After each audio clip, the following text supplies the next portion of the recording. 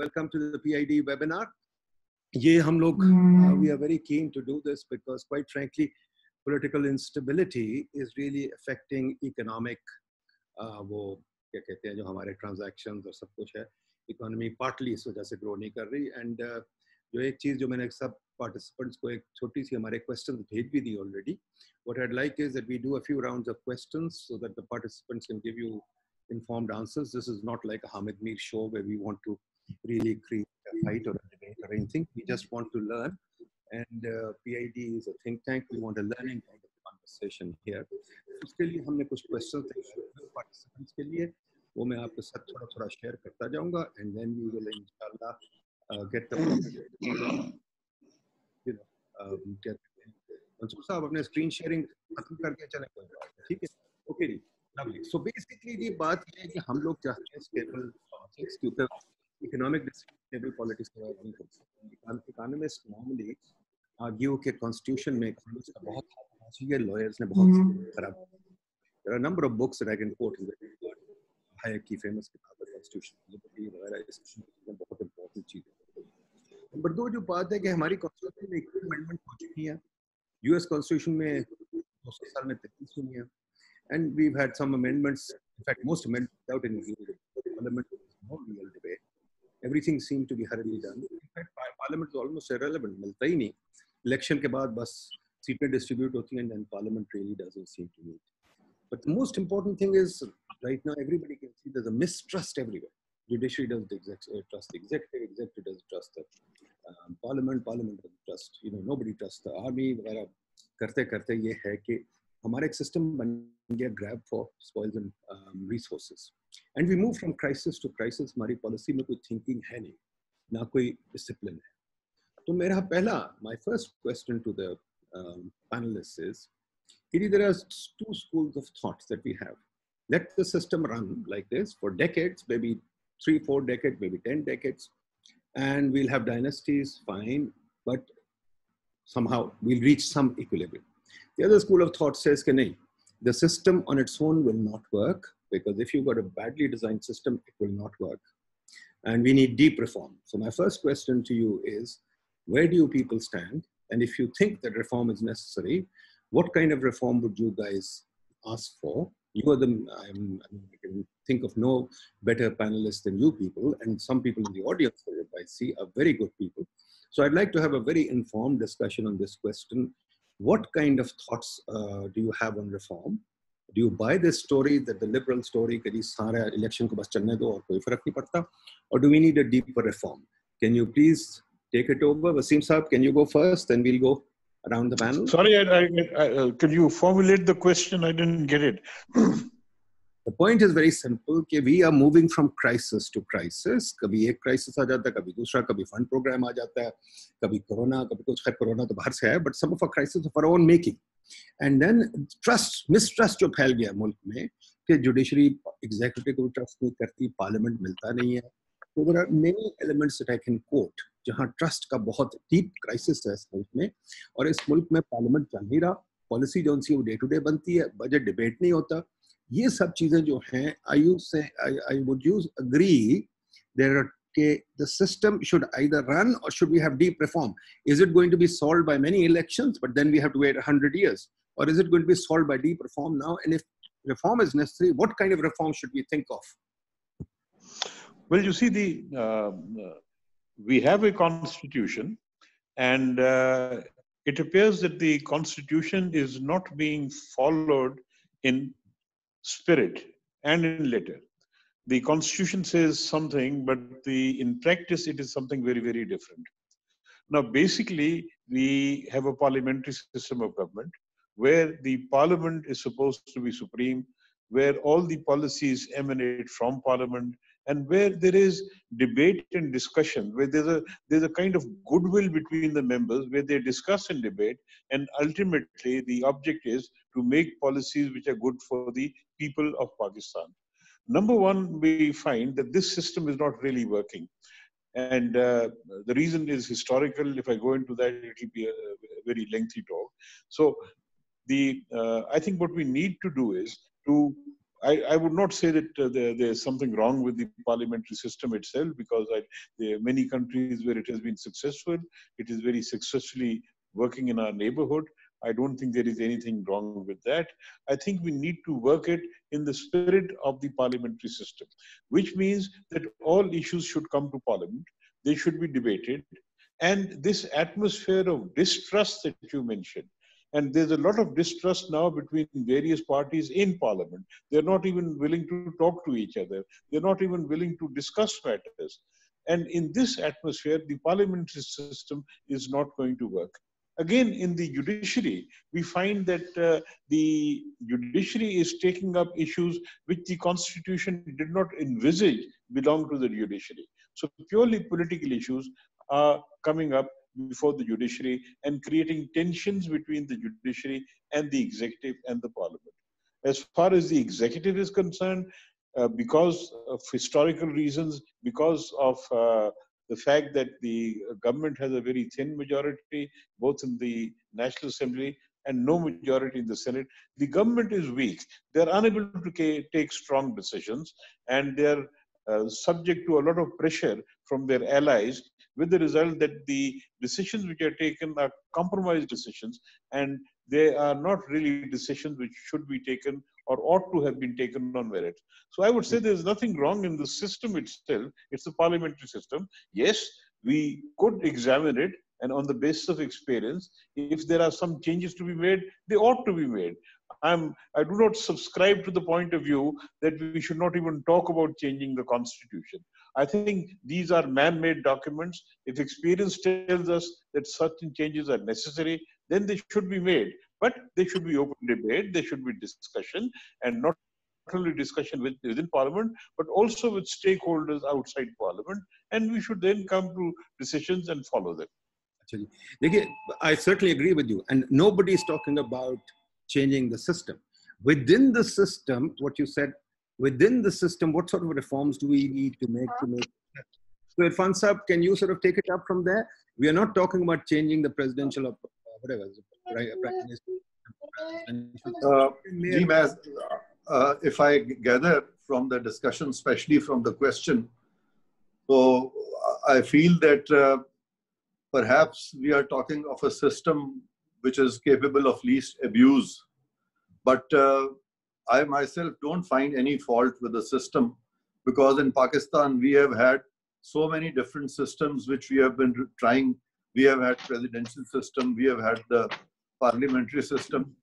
And I totally agree with Wasim Sajjad Saab, and while agreeing with him completely, I would say that fault obviously would not lie in the system. But the only problem is that whenever we have a system, we don't follow the system.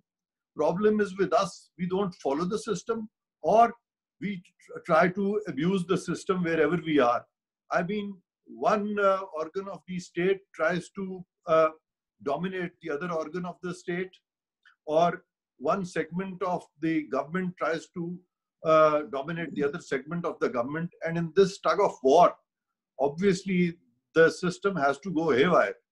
For example, just now Wasim Saab very rightly said that it is not the role of the judiciary to be performing the executive functions, but yes, they are performing those functions. And the function of the parliament is that parliament, apart from other functions, there's also a certain amount of supremacy, because the state is to exercise its authority through the chosen representative of the people. But unfortunately, that never happens. So parliament somehow has abdicated, and the unelected lot, they dominate those who get elected. And this is not the ethos of the constitution. So we are violating the constitution left, right, and center invariably. And then we see that the idea is that whoever has been becoming the head of state in the presidential system, he would dominate completely. Then we see a phase of power sharing. And that power sharing phase for the first time started with General Ziaul Haq sharing power with Junejo, which he could not share more than 3 years. And in 88, he had to do away with Junejo also by dissolving the assembly.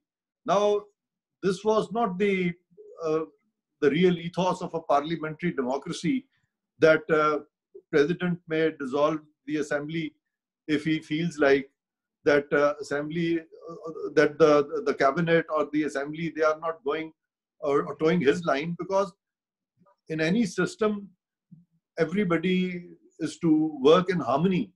But we see that instead of harmony, we try to work in hegemony, trying to impose our hegemony over the other. And obviously, this has to change. And then the unelected lot. I mean, it's a very, very interesting aspect, which perhaps most of us have not, may not be aware. And that is that those who are elected are being made accountable to those who are unelected. In our setup, we see the judiciary and the National Accountability Bureau, all those people which constitute the judiciary and the bureau, they are unelected people. And as far as the accountability of judiciary is concerned, it's a case of self-accountability. As far as accountability of the armed forces is concerned, it is self-accountability. But when it comes to the accountability of the parliamentarians or bureaucrats, the accountability of the elected is being done by the unelected. And the last manifestation that we saw, 2 prime ministers being sent home, that was the People's Party government from 2008 to 2013. And then from 2013 to 2018, 2 prime ministers were sent home. And that was by courtesy of Article 62, 63. And I have often termed this Article 62 and 63 to be the neo Article 58.2b. We have done away with 58.2b in the 13th Amendment, and we did away with that in the 18th Amendment, but somehow that we found it a new shape of Article 58.2b in the form of 62, 63. Now in the Constitution, it is absolutely clearly mentioned that whenever a question of disqualification of a parliamentarian or a minister or a prime minister would arise, a case is to be sent to the Chief Election Commissioner or the Election Commission of Pakistan. This did not happen. And for almost 2 decades, more than that, the parliamentarians, the speakers never felt to agitate the issue of Sadiq and honest and Amin. But somehow the courts took upon itself and they started, defining what Sadiq and Amin is. And Sadiq and Amin is something which it was a title given to the Holy Prophet. And otherwise, to think that any human being other than Prophet is never going to err or going to be truthful in perpetuity, that never happens. And such idealistic standards, if you start applying on the members of judiciary as well as you apply on the parliamentarians, then perhaps everybody would be discredited. So such utopian standards cannot be applied. We need to be realistic. And in this process of complex reasoning, we often do away with the spirit of the Constitution. And the very spirit of the Constitution is the power divided is power secured. That different organs work in their independent sphere. But unfortunately, that never happens. And somehow, sometimes it is the president who dominates the parliament. Sometimes it is the judiciary which dominates the parliament. And sometimes it is the armed forces which dominate the parliament. And then those parliamentarians or those parliamentary governments who try to dominate the army, yes, they are also sent home. So it's a vicious circle which somehow continues. And learning from experience, I would say that nothing is wrong with the system, but all those people who work within the system, they need to work in harmony, which they don't do. Thank you. Irfan Sahab, thank you. Rizvi Sahab, let me turn to you. I fully agree with everything that you guys say. But I think let's turn to constitutional principles a little. मुझे ये मेरे सामने पड़ी है Jeff medicine की famous statement जो उसकी Federalist Papers में थी. If men were angels, no government would be necessary. In framing the Constitution, it is the greatest difficulty lies in enabling the government to control the governed and the governed to control the government. The problem is the constitution is an important document. Many countries have gone through a lot of pain to get it right. To say that our constitution is all right and everything lies in the culture, Rizvi Sahib, is that okay? Or should we think of reform? I mean, why are we so averse to thinking of reform?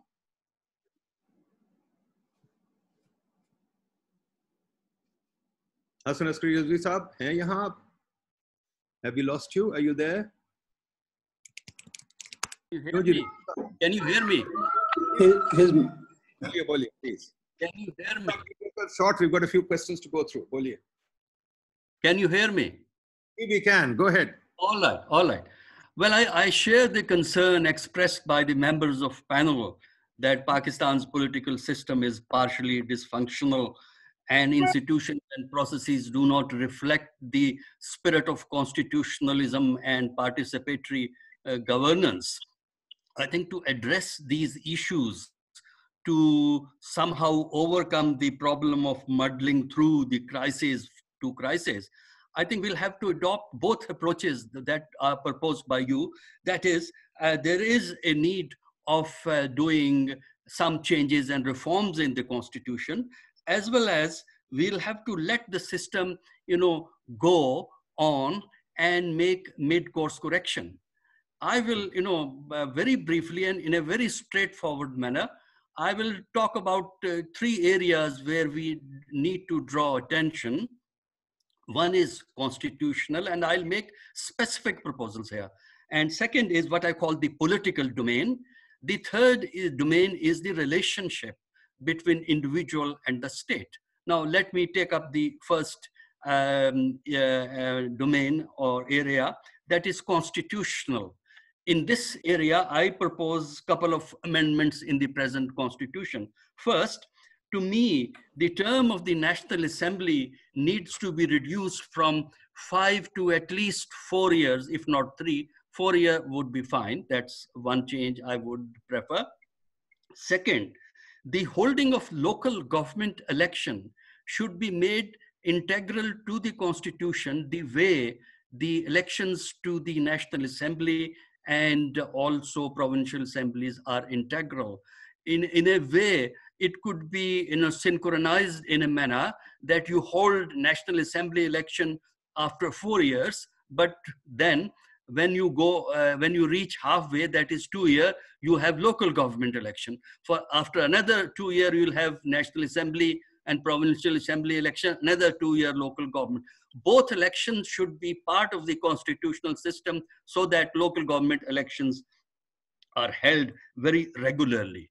And the third proposal that I want to make about the constitution is that there is a need to review the method of selection of women members, because they are in large number now in the parliament, and their selection process should be either these are indirectly elected rather than party giving a list.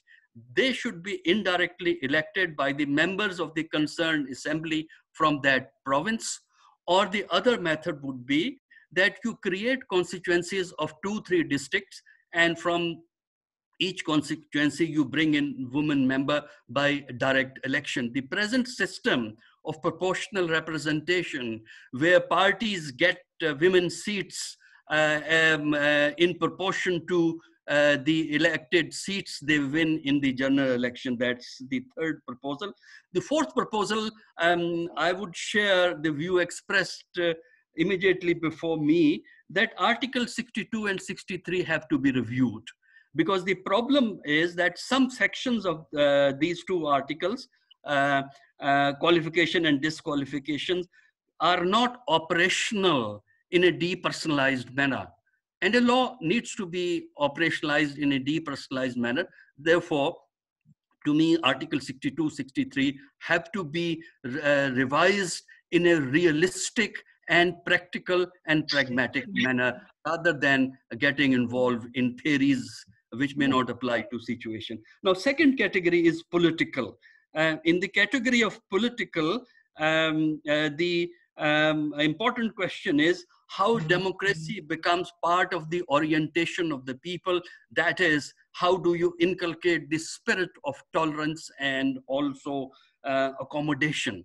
Now for that, you'll have to focus and make changes in your high school education, because it is at the high school level. Unfortunately, we have dropped two important concepts in high school education in the mid 80s during General Zia-ul-Haq's time. What are those two concepts that needs to be emphasized? One, primacy of Pakistan as a nation state. You don't teach that in high schools now. And second, the concept of citizenship. What are the obligations and responsibility? What are the rights and duties? And what is the purpose of this state? And then also, you need to spend more on health care and education of the society. So that's the second category. Now coming to third category, very briefly, because I'm in the company of experienced people, so I'll just raise the issue. Now the third category, which I want to emphasize for changes, is the category of what I call a relationship between state and the individual citizens. And that is, can the state guarantee minimum security to individuals? That is, security for life, securing their rights, and protection against state machinery as well as powerful people. At the moment, a lot of people will vote for a powerful, influential people or a powerful, influential family, because that family provides protection to that person in a village, from Thana, from local administration. Now, if the state can provide minimum protection to individual, then individual is in a position to make a right and independent judgment when it comes to voting. Otherwise, people will vote for the person, no matter what kind of person he is. But if he can provide you protection against state institutions as well as powerful, strong and people. Final point is that you have talked about the family dynasties. Yes, that is a problem. But my own view is that dynasties, political dynasties in South Asia, Pakistan, India, Sri Lanka, are now on the decline. Because if dynasties, what we have seen, that from third generation onward, if dynasties cannot perform, they tend to lose. So to me, the future of dynasties in Pakistan is going to be weak, and you will have a situation where dynasties may be one factor, but not the decisive factor. Their control over party is expected to weaken in Pakistan in the next elections and onward. Thank you. Thank you, ji. Thank you very much, Rizvi साहब. आपने बड़ी अच्छी बात की. I fully appreciate what you said. कि जी हम ये elections करें. बड़ी मज़ेदार बात है. Again, going to the Federalist Papers, Madison points out again and again that they thought about terms very clearly, and they deliberately ensured there would be an election every year, either of the local government, the Congress, or whatever. So many countries have deliberately made sure that they have an election every year. We, unfortunately, only have an election once in 5 years, which is kind of sad. So let me come to my second question, which I think is very important too. आपको अगर question मैं अब दिखा सकता हूँ, most likely. So let me share my second question with you. कि जी ये जो है sorry, कि ये can we improve our election system for better outcomes? हमने वो first past the post बरतानिया का system adopt कर लिया है बड़े आराम से. Do we need new definitions? अब constitutional changes दुनिया में आपने भी पढ़ा है बहुत, मैंने भी बहुत पढ़ा है. बहुत सारी हम economists चाहते हैं, हम कहते हैं हमारे पास बड़ी अच्छी इसके लिए solution है. ये 2 किताबें मैंने आपके लिए रखती हैं इसीलिए. बट जो असल बात है वो ये है कि हमारे पास इलेक्शन सिस्टम बहुत सारे हैं. For example rank choice voting है, 2 राउंड वोटिंग है, प्रोपोर्शनल है, मिक्स्ड मेथड्स हैं, ऑल काइंड्स ऑफ मेथड्स हैं. Why do we have the first past the post जो अब अमेरिका भी कर रहा है, बरतानिया भी कर, इसको चेंज करने की जरूरत है. For example rules of party जो है डायनेस्टी तो वहां से बनती है कि एक बंदे का रूल है. 14th अमेंडमेंट ने उसको पक्का कर दिया पार्टी सिस्टम को. Then we are small splinter parties that dictate. American system is splinter parties are banned in the sense they don't get on the ballot until they show that they have a certain plurality in the system. So that if they got some votes in the last system, or if they can post a party deposit or something. You don't have a one-man party in parliament. Acha, ye kya cheez hai? Would you consider that we need to change our, I'm not saying these are all, but do we need a change in our election system, in particular who can contest, who cannot contest? Because we economists tend to think that there is what you call it, election is like a market competition. So we have to design the market for a market to happen. Would you agree that the election system needs to be changed or not? Kyun ji, Wasim sahab? Hello, are you asking me? Bilkul, go ahead, you. Well, first of all, let me just comment on one thing that Rizvi Saab has said. I think he made a very valuable suggestion in suggesting that there should be a 4-year term for Parliament. I think I've been talking about this for many years. I think a 4-year term will make the parliamentarians more accountable, and there will be less desire to move outside the law and Parliament to have a change of government. So I think a 4-year term will be good for Pakistan. Secondly, you're talking about change in the election system. Now, having the other alternative that we have is what is called the proportional representation system. And I think it will create a lot of difficulties because our population by and large is not very educated. The proportional representation system is a slightly more difficult system to understand, requires a higher level of intelligence. And therefore, I think if you wholeheartedly go to a proportional system, it will create difficulties. What we could try is... You can also have rank... Sorry? You can also have rank choice systems. Yeah, you rank the candidates and or the second round. There are certain countries where they have a mix of first past the post and proportional representation system. Maybe we could try that. And also I would agree with Rizvi Saab regarding these about 60 plus members, women members who come in through nomination, which distorts the whole system. But basically, we should aim at having a strong parliament which can assert itself. At the moment, the parliament is not strong. It is challenged by so many extra constitutional forces. It is challenged by the judiciary. The concept of parliament being supreme is nowhere in sight in Pakistan. The parliament says one thing, the courts the second day strike it down and says no. The courts also issue directions to the parliament saying you do this, which is unheard of. So I think we need to make the parliament strong. For that, if you need to make changes in the constitution, that should be done. And I think any change in the constitution, which will make sure that each segment, each part of the constitutional machinery, executive, legislature and judiciary, they only pay their part in their own sphere of and not start interfering in others. I think that should be done to give more confidence to the executive and to the parliament to do what it should be doing in the interest of the people. Irfan Saab?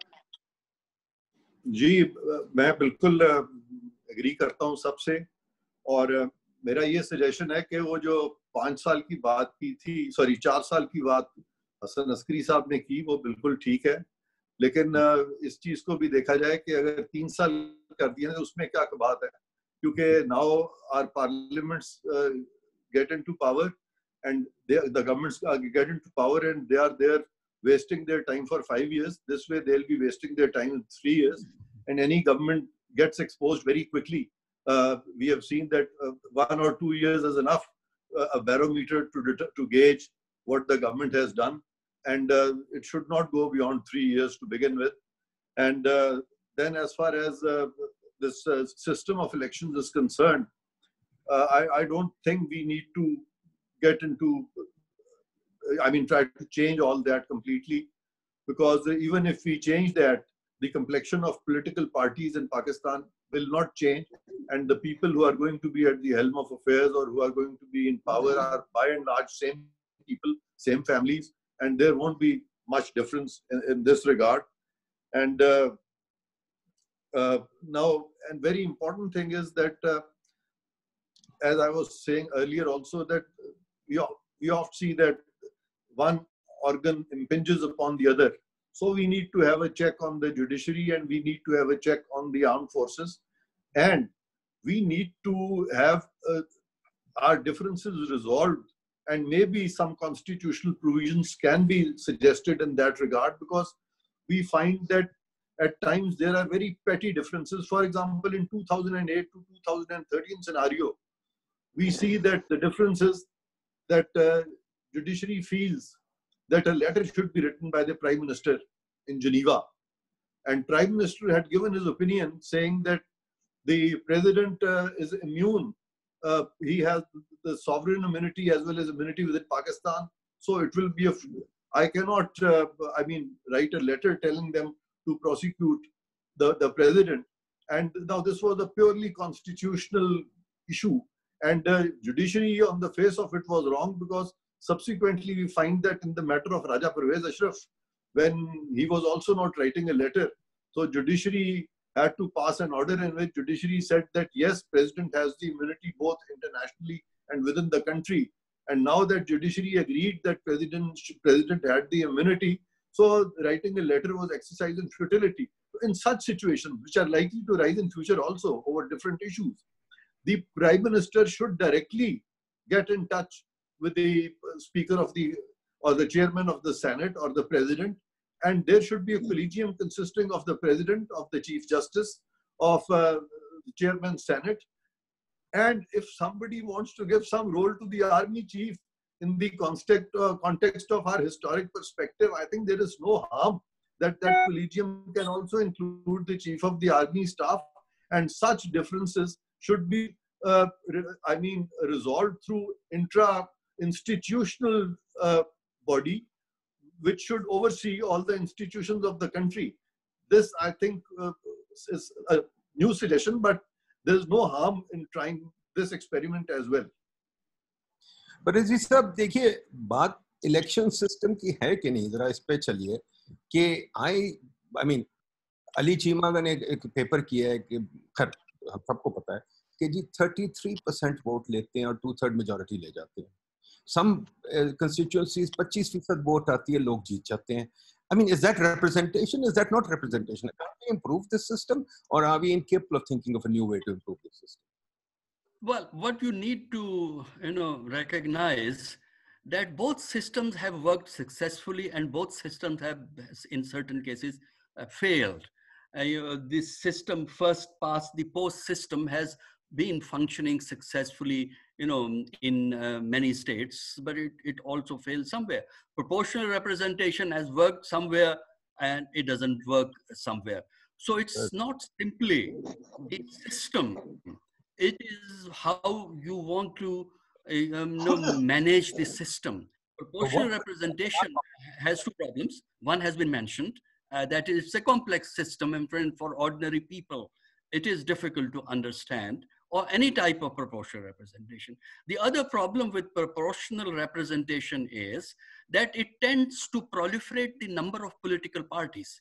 Even if you put a baseline of 5% votes for a party in some province or some area, even then, the experience suggests that in a country where parties lack discipline, there are proliferation of parties, and people break away from party and create a new party. This will increase that kind of problem. However, the current system, that is the present system, can function successfully if it is adapted, keeping in view the complaints that political parties make from time to time. Secondly, if the elections are held regularly, then this complaint will not be there that a minority person has, a person getting less than 50% is sitting in the parliament, and more than 50% votes are outside the parliament.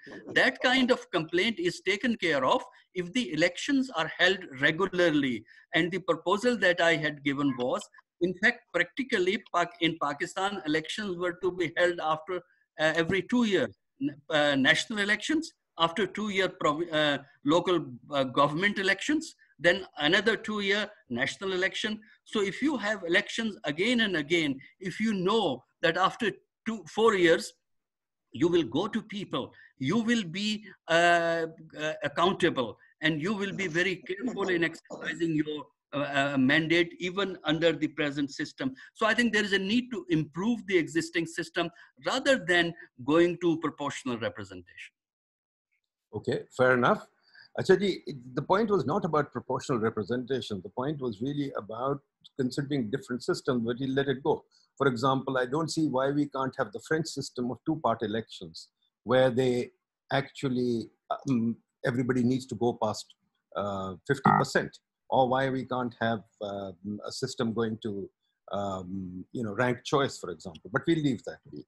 Now, the second thing that I see is, and again, referring to Ali Cheema and Liaquat, and referring to a number of things, you can see that in front of you that there's a lot of research that shows dynastic practices.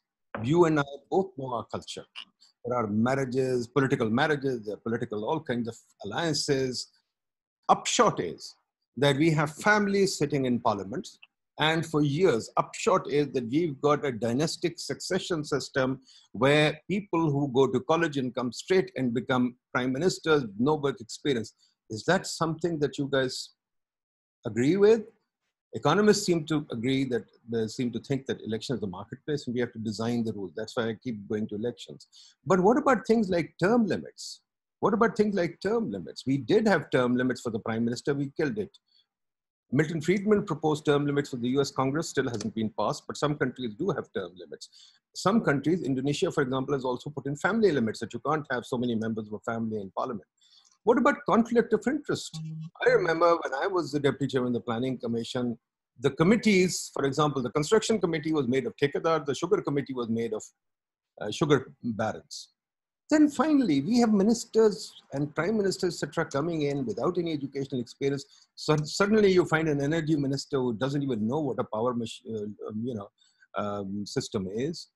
Is that okay? Should this be the mandate, or should we think of these new methods?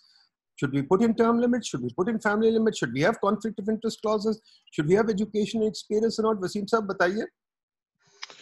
Yes, these are difficult questions. The first question you raised was about dynastic politics. Now, people come in dynasties, or the children and nephews and nieces come into parliament because people vote for them.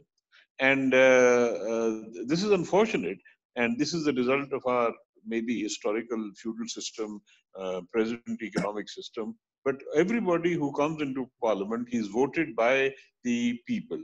So I think that we will find it very difficult, keeping in view the principles of democracy, to say that somebody can be prime minister, but his son cannot be prime minister, or his nephew cannot be prime minister.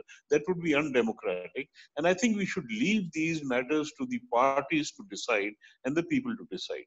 But I would agree with you that there is need for term limits.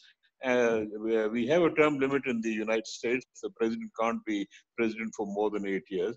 In a parliamentary system, I cannot think of a similar example. There's no term limit in India, there's no term limit in England. But I think on principle, a term limit would be useful, because this is one way in which one can bring fresh blood into the politics of Pakistan, and secondly, also discourage dynastic politics, and maybe give people a choice to select other people. So I think that should be considered. We should consider term limits on the prime minister and the chief minister. We should consider other legal by which we can discourage this, but we can't really go against the principles of democracy and put down in the law that a person can be prime minister, but his son can't be prime, etc., etc. I would go against that. I would be against that.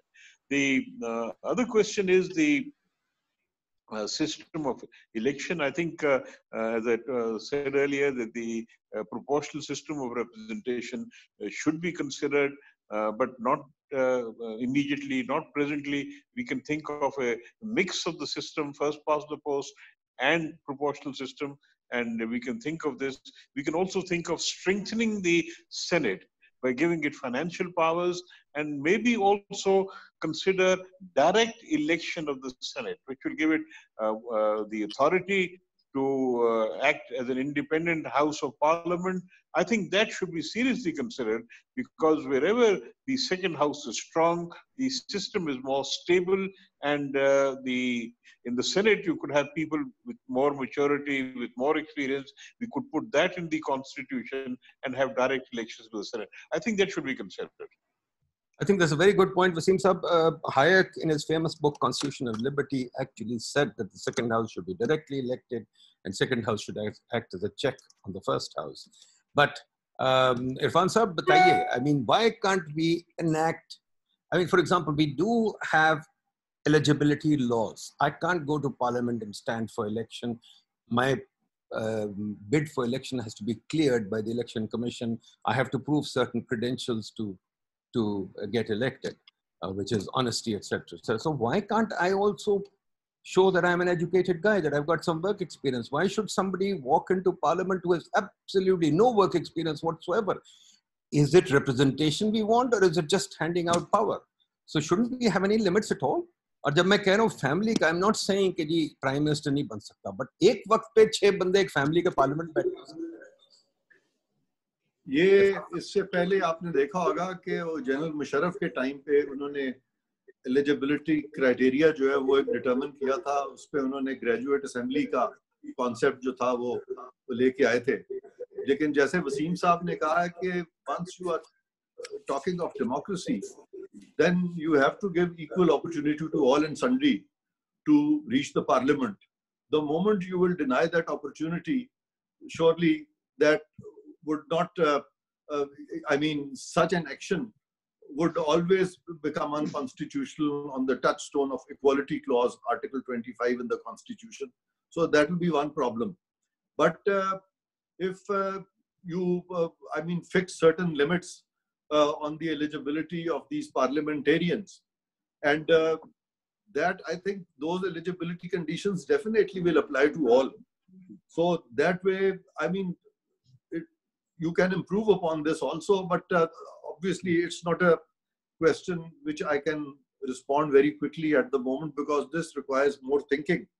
Now, coming to dynastic politics in Pakistan, I would say that yes, it is unfortunate, but all over the subcontinent it's like this, that this dynastic politics is deep rooted in our psyche, and that psyche needs to be changed. Will it change in the near future or not? At least I don't see it changing so soon, because we have seen a lot of youngsters coming up, and because of their family tree, anybody coming from the leader's immediate family, obviously seniors also start owing allegiance to them, and then this is something which cannot be done in the short run. But constitutional provisions can be incorporated as regards conflict of interest, and that we must incorporate, and but that would obviously require more thinking, and for the time being, I don't have any more suggestion to offer in this regard. Thank you. There is one suggestion I would like to make. You know, in our system, the candidates are selected actually by the party president and the close coterie of people or close relatives. And that is why we have the close relatives and nephews and nieces coming in. In some countries, and especially in England, the party candidate is chosen by the constituency. And I think this kind of a provision could be made in the constitution or the law, that the candidate has to be chosen in some manner by the constituency and not by the party president. I think that kind of suggestion could be considered. Very good. Rizvi साहब, देखिए आपने dynasty की बात की कि जी ये खुद ही खत्म हो रही है, तो मेरी जिंदगी निकलती डायनेस्टी खत्म होते होते, तो अब कितनी और जिंदगी निकलनी है डायनेस्टीज खत्म होते होते। और डायनेस्टी सिर्फ ये नहीं कि आप भुट्टो और शरीफ की बात करें, अली चीमा असद लियाकत का जो काम है वो शो करता है कि तकरीबन 200 या 300 फैमिलीज हैं जो कंटेस्ट करती हैं पॉलिटिक्स। आप और मैं तो कंटेस्ट ही नहीं कर सकते। तो as in economics what we would say is this is a monopolistic practice, और इसको हम बैन कर देंगे बिकॉज एंट्री अलाउ नहीं करती। तो क्या ख्याल है, कुछ हमारे पास और कुछ करना चाहिए कि नहीं? Well, my point was that it is weakening, not disappearing. I mean, it will stay. And as long as these people from different families come to assembly through election, you will not be able to stop them. So far as, people, coming father, grandfather, father, and then son, that you can find even in the American system of elections. If you go to American House of Representative or Senate, you'll find a person has been elected 5 times, 6 times, or a son of a former senator becomes member of the lower house of Congress there. So you do have that kind of family influence. However, if you want to reduce that influence and role, then I think I would again go to what I said in my first presentation. The third part that I talked about, the relationship between individual and the state. To what extent the state can guarantee certain minimum securities to an individual will determine the extent to which he would be independent in exercising his vote. If for my protection from Thana, if for my protection from Tehsildar, I have to go to a strong person in my village, I will vote for that strong person. But if state can provide you that kind of protection, then of course I can exercise my vote independently. So I think this phenomena can be moderated, but this will not disappear. So far as term limit are concerned, in the presidential system, you do have term limit, but there is no parliamentary system in the world at the moment where term limit is there. Because if you go to constitution, there is no term for prime minister. The term is for the parliament, for the National Assembly, 5-year, 4-year, 3-year, House of Representatives, 2-year, but that's the presidential system. And prime minister can be knocked out of office within few days. For example, Vajpayee, when he became prime minister for the first time, he had to resign after 6 days because he could not get sufficient support in Lok Sabha. So when you say 2-term, what do you mean by 2-term in parliamentary system of government? If Vajpayee stays in office for 7 days or 6 days, would you consider that as a term or not a term? So that's an important question that has to be considered if terms are to be there in a parliamentary system of government, where prime minister does not always complete the tenure of the parliament. Now, coming to the question of conflict of interest, I think this is a very serious matter, because in Pakistan, we do not attach much importance to it, but that's the main problem, that people who have strong economic interest wield political power. By wielding political power, they strengthen their economic power, and from that economic power, they generate more political power. Therefore, there have to be very clear laws regarding conflict of interest. People in government, people in cabinet, that has to be contained. And that is one major problem, because we have examples when SROs were issued to accommodate certain powerful people to make money, and after 1 week that SRO is withdrawn because the need of that particular person whom you wanted to accommodate had been taken care of. So I think there have to be very strict laws on conflict of interest.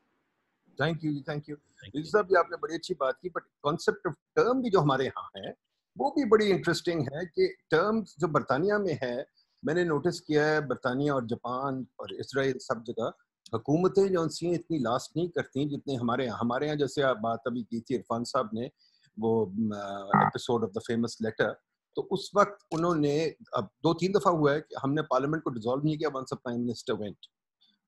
हालांकि अगर parliamentary की बात करें तो prime minister does leave अगर कोई problem इतना बड़ा हो जाए जैसे हो गया था।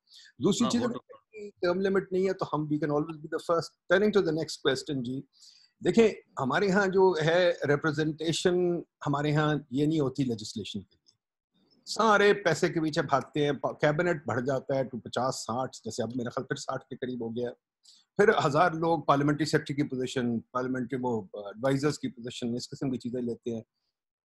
मिनिस्टर्स बनते हैं set with no experience and they have a huge amount of power. They do whatever they like. They're almost like little children playing. So let me ask you a question. Should we for better governance have some limit on the size of the cabinet? फिर आप कहेंगे parliament में नहीं, parliamentary government में नहीं होता, तो मैं आई वुड आर्ग्यू कि जी पार्लियामेंट्री हुकूमत को भी जर्मनी, फ्रांस वगैरह कई लोगों ने उसको इवॉल्व कर दिया है, कई चीजें इवोल्यूशन हुई हैं, तो we can evolve it too, कई जगह हुआ है। दूसरी चीज ये है कि कैसे हम करें, जैसे स्वीडन ने अभी कहा है कि वो कहते हैं कि हमारी जो पब्लिक हेल्थ की पॉलिसी है दैट इज आउटसाइड पॉलिटिक्स। हमने हर चीज को पोलिटिसाइज कर दिया, हमारा वापडा भी, हमारा पीएसटी भी, everything is politicised. The purpose of the constitution, as I understand Montesquieu etc., is to kind of separate politics from technical. You don't politicize a sanitation system as we've done it. Ministers, as I understand it, should be like boards of directors, but here they want to run the company. तो क्या इस पे हमें कुछ करना चाहिए कि नहीं, या हमें मिनिस्टर्स को खुली छुट्टी, हर चीज को पोलिटिसाइज कर दें, एनर्जी से लेके, जैसे शहबाज शरीफ ने मेट्रोज बना दिए बगैर किसी से पूछे, बगैर कोई technical. Is that good governance? Metro ने हमें 7 बिलियन कॉस्ट किया, उन मेट्रोज की वजह से आज हम फंड प्रोग्राम में फिर आ गए। क्या ये होना चाहिए? वसीम साहब बताइए। देखिए जी, the questions you raised are these are not really constitutional questions. We must understand that we are working a parliamentary system which has its own difficulties. The Prime Minister has to have a majority supporting him, and in a coalition that becomes even more difficult. Not only that, the majority should continue to support him, and therefore you have to keep pleasing the members. You have to sometimes give in to their demands. This is, I would say, the offshoot of a parliamentary system. But these things, the difficulties you mentioned, they don't have to be part of the constitution. They should develop out of a political culture, maturity of the people, and maybe some changes in certain laws. Ministers are not supposed to be running day to day the department concerned. The ministers are supposed to lay down policy. And if the ministers start interfering in the day-to-day running, which is actually to be run by professionals, then difficulties arise. And if the minister is doing that, it is the responsibility of the Prime Minister to ensure that the rules of business, the norms are followed. So the system is quite clear. The minister is not supposed to deal with the day-to-day affairs. He deals with policy, he deals with the cabinet and all these other things. So I think that all these principles, they need maturity of the parties, maturity of the executive government, firmness of the Prime Minister. And I think now that the media is strong, once these issues are highlighted by the media, these things do come to light, and some corrections do tend to be made down the way. So these things, I think, should be left to law, to parliamentary traditions, to political traditions, and to, I think, developing norms within the party rather than making changes in the constitution. Okay, fair enough. So even if we don't make changes in the constitution, should we have some legal provisions? Should we have something like that, Irfan Saab? Can we, I mean, I find as a citizen very disturbing, railways being run by the railway minister, and railway ka beda hark ho gaya, power is being run by the power minister.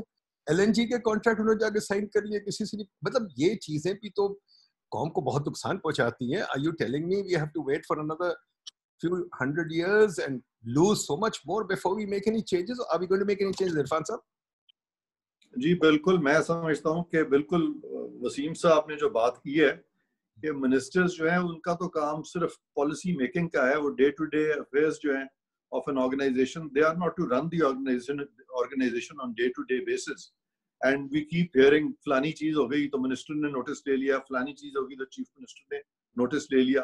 अब सवाल ये है कि हमारे जो bureaucrats हैं इतने vulnerable क्यों हैं कि वो मिनिस्टर्स को नहीं कह सकते, प्राइम मिनिस्टर को शिकायत नहीं लगा सकते, बल्कि रूल्स ऑफ बिजनेस में लिखा हुआ है ये कि अगर कोई भी चीज, अगर कोई खिलाफे कानून है तो वो उसको रेजिस्ट करेंगे और वो मामला जो है will go to the prime minister, और ऑफिसर्स रेजिस्ट करते भी रहे हैं. लेकिन the question is that what is that vulnerability which causes them to succumb to these ministers. The main reason is the power to transfer. That a person is appointed as a federal secretary, a person is appointed as chairman railway, chairman WAPDA, or heading some big organization, some big ministry. Suddenly after 15-20 days we see him changing. we have seen this invariably in the matter of Inspector Generals, Chief Secretaries and Federal Secretaries.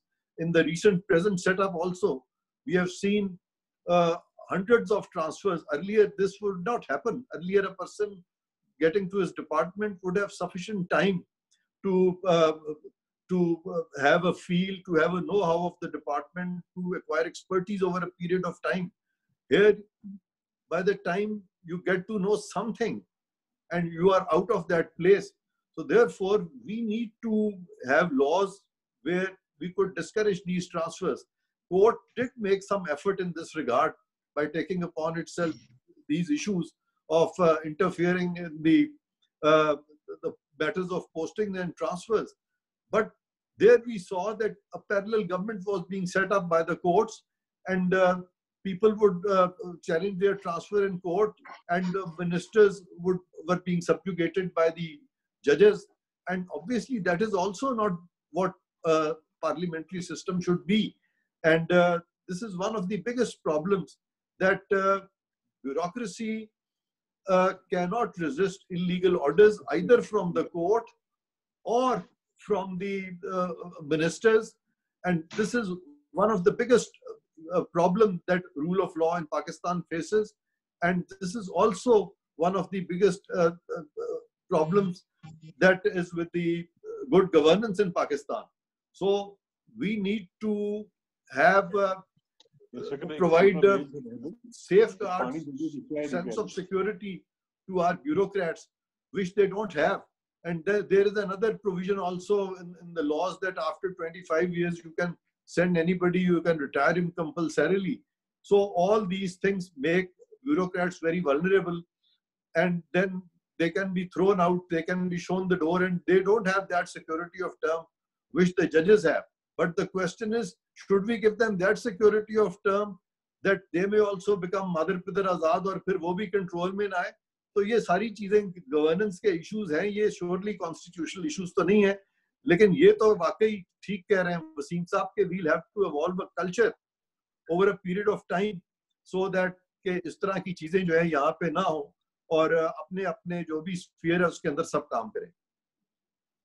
रजी साहब बताइए कि क्या changes हम ला सकते हैं जिससे कोई हमें तो फायदा हो, वरना तो ये हमें इवोल्यूशन के लिए वेट करेंगे तो कितनी जनरेशंस आए होंगे इसमें। रजी साहब Well, I think so far as the size of the cabinet is concerned, 18th constitutional amendment had put a limit on the size. However, it seems that the governments violate that by appointing special assistants. Otherwise, 18th constitutional amendment has addressed that issue.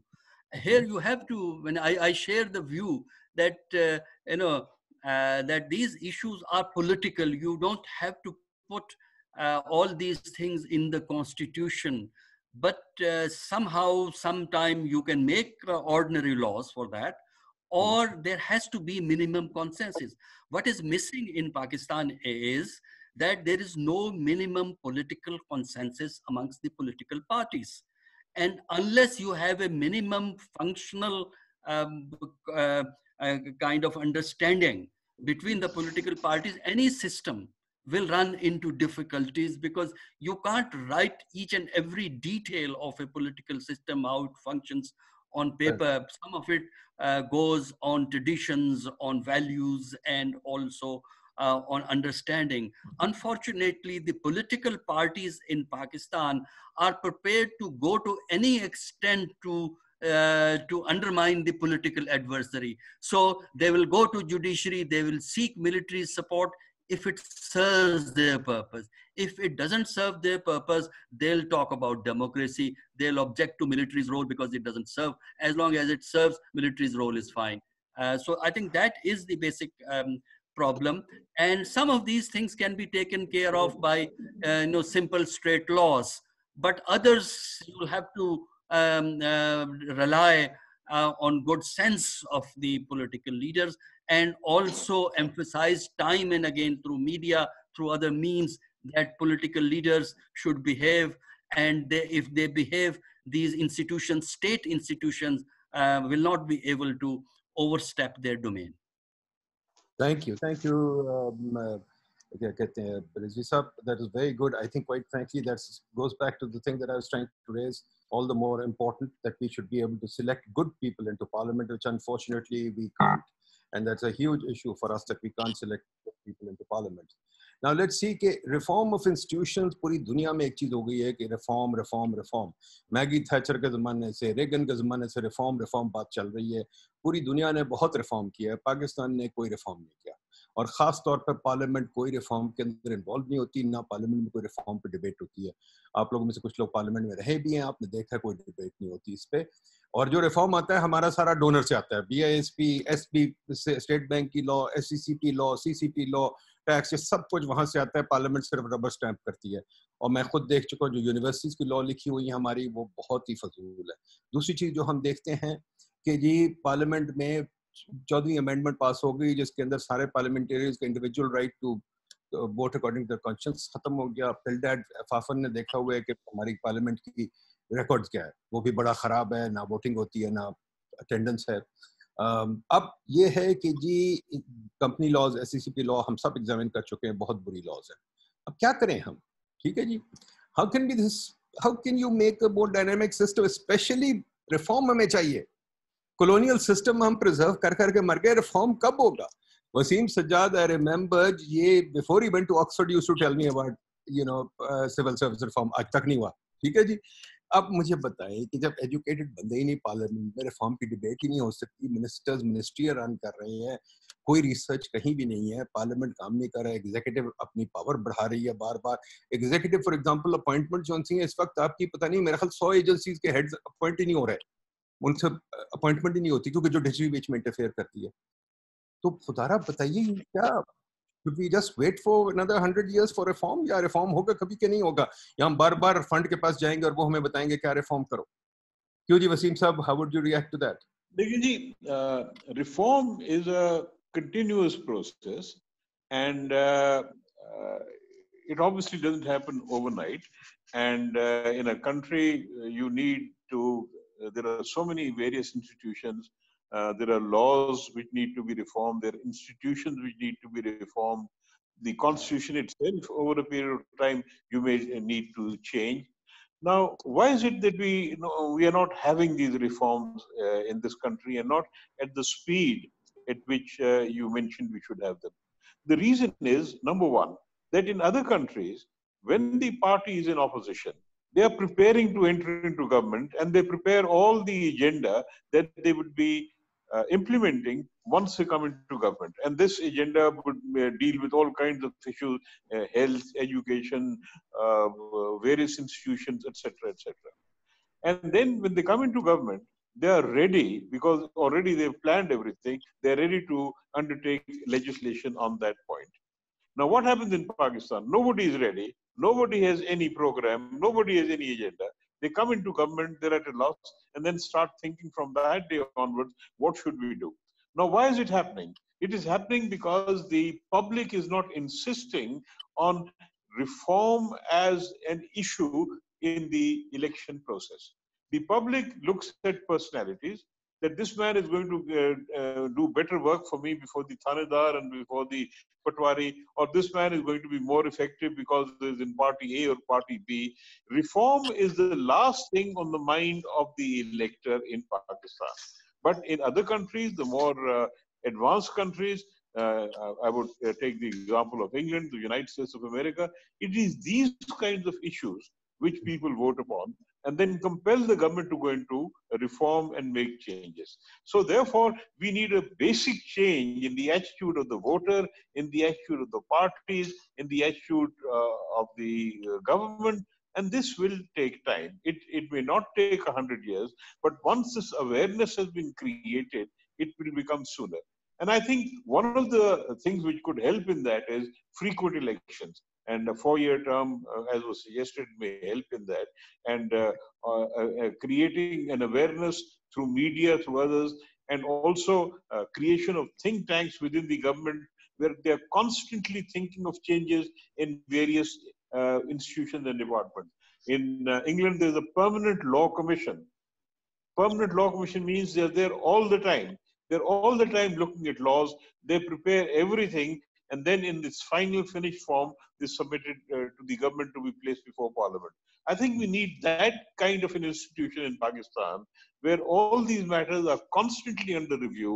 And constantly under review means not only that just the government itself must be maybe thinking about it, but where there's an outreach to people who are affected, there's wider discussion and debate, and the suggestions that come up are suggestions which are supported by and large by by a vast segment of the people who are affected by that kind of reform or legislation. So that is the kind of attitude we need to change or bring about, which will undertake reform, proper reform process in Pakistan. जी इरफान साहब, ये क्या हम wait करते रहेंगे या reform को कैसे हम लाएं जल्दी? देखिए, हमारा इस मुल्क का दिवालिया पिट चुका है, इस मुल्क का और बड़ी बड़ी हालत है, पॉपुलेशन बढ़ रही है, और अगर रिफॉर्म नहीं होगा और हम डेमोक्रेसी करते रहेंगे तो पता नहीं हम कहाँ जाएंगे, बताइए। हमने जो सिस्टम बोरो किया है, ये हमें ऑब्वियसली ब्रिटिश से मिला है, और वहां पे जो कॉन्सेप्ट है वो तो ये है कि king can do no wrong, और अगर मैं उसको सामने रखूं तो पार्लियामेंट जो है हमारी, वो तो समझेगी कि जी हम तो we are above reforms, so we don't need to have any reforms for the legislature, which is the most unfortunate part. और वो उस किस्म के रिफॉर्म्स जो है लेजिस्लेचर में आए भी नहीं है, जिससे कि most competent, most honest, most upright लोग जो है वो हमारी पार्लियामेंट का हिस्सा बन सकें। लेकिन हिंदुस्तान में अगर आप ब्रिटिश इंडिया का पीरियड देखें तो वी कम अक्रॉस जो मोस्ट वेल नोन रिफॉर्म्स मैंने तब पढ़े थे, वो लॉर्ड कॉर्नवालिस के जुडिशियल एंड एडमिनिस्ट्रेटिव रिफॉर्म्स थे। उस किस्म की भी कोई चीज जब से पाकिस्तान बना है हमने नहीं की। और एटलीस्ट अगर हम सबसे अच्छे ऑनेस्ट लोग नहीं भी ला सक रहे, अगर हम अपराइट लोग नहीं भी ला सक रहे, तो at least system should be such which is capable of least abuse. और अगर इस तरह के लोग हमारे सिस्टम में आ जाएं तो एटलीस्ट सिस्टम के अंदर इनबिल्ट चेक्स इतने हो कि we should be able to get rid of them quickly, but that is also not the case. तो इन हालात में I would say that we definitely lack in reforms, and nothing has been seriously done in this regard in the last 60-70 years of Pakistan's history. And I would agree with Nadeem Saab that yes, it is dire need of the time, and we must look into reforms now, especially the judicial reforms, the administrative reforms, and I would say reforms should also be in the legislature. All these three organs need reformation. Yes, sir. Reform is a high level, politics, and since it doesn't really, have much support at the common person level, there is hardly any pressure for that. When it comes to high level politics, the problem is that the groups and parties are so partisan, so partial in their outlook, that they can't think beyond their nose. That is, their major concern is how to maintain power, rather than thinking in the long-term sense that we need a better system with the passage of time, and how to improve the system. Therefore, the fate of reforms is very unfortunate in Pakistan. However, if some work is done by independent groups, even if those groups are established by the government, but those people should not be actively part of the government system, and they can recommend certain things, and if the government doesn't really implement, at least a section of public opinion or informed public opinion would know that certain changes have been proposed. The other problem is that the moment you talk about changes or reforms in, let's say, bureaucracy, the bureaucracy, you have powerful groups who start opposing or supporting that. In the case of judiciary, you have lawyers highly polarized, divided. You have a divided response from them, and the governments are usually then scared of taking steps. However, independent groups should continue to work on it, raise those issues on media, on the informed public opinion, and with the passage of time, we will change. But I don't expect, I'm not very optimistic about any major shift or change in Pakistan's political administrative, and even judicial system. Very sad statement. But nevertheless, let me quickly share my last two questions with you, then we can go to the panel, to the audience. I have two very simple, quick questions. Executive claims that Parliament has delegated power to change the budget anytime they like. That's why the ECC changes the budget every meeting. It can also do supplementary grants, which the Parliament in the budget document will automatically ratify. Executive also can do SROs and borrow. I'd like to ask you people, is such delegation consistent with constitutional practice, or should there be, because there are very deep consequences of these things. One of the main functions of Parliament is budget, and this is how the budget is kind of delegated to the executive by the Parliament. Is this okay by you people, Wasim Saab? You see, these parliamentary practices have been in vogue for many, many years. Supplementary grant, etc., etc. You have to give some flexibility to the government. You can't put it in a straight jacket, because always there'll be some expenses which are you don't expect. Always there'll be some projects which come up all of a sudden, and the government has to deal with it. The check, of course, as you know, is Parliament, and all these things have to be approved by Parliament. And if the Parliament is mature, if the Parliament is able to assert itself, these practices, the malpractices, if any, in this process can be checked. So therefore, I would not say that they should be done away with. These are things that have been going on. They are there to run the government properly and efficiently, and their misuse should be checked by Parliament. And I would leave it at that and say that there's no need to finish them altogether. These delegated powers also are powers which are given by Parliament.